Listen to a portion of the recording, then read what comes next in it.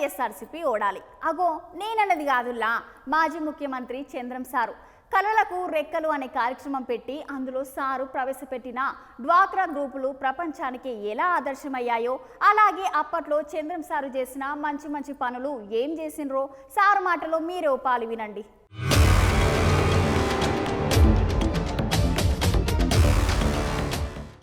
కొత్తగా ఏ కార్యక్రమం తేవాలన్నా అనేక ఆలోచనలు చేసి అధ్యయనం చేసి అలాంటి కార్యక్రమాలు తీసుకురావడం తెలుగుదేశం పార్టీకి అలవాటు.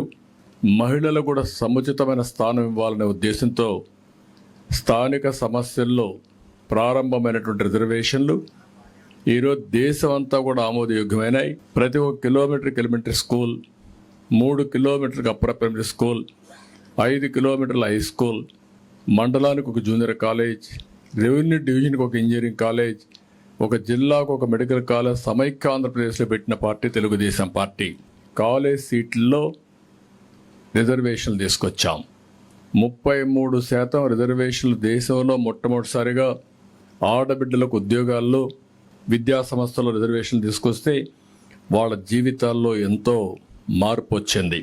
డాక్రా సంఘాలు పెట్టి చదువుకోని మహిళల్ని ఎక్కడికక్కడ చైతన్యం తీసుకొచ్చి నాయకత్వ లక్షణాలు పెంచి పొదుపు ఉద్యమం చేసి రివాల్వింగ్ ఫండ్ ఇచ్చి వాళ్ళని ఒక శక్తివంతమైన ఆర్గనైజేషన్గా తయారు చేశాం.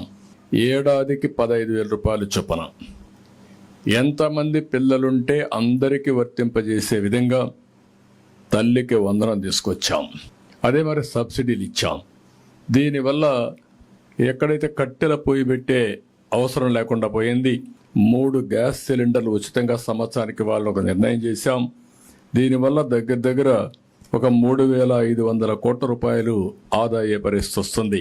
59వ సంవత్సరం వరకు నెలకు 1,500 రూపాయలంటే సంవత్సరానికి 18,000 రూపాయలు ప్రతి ఒక్క మహిళకి ఇస్తున్నాం.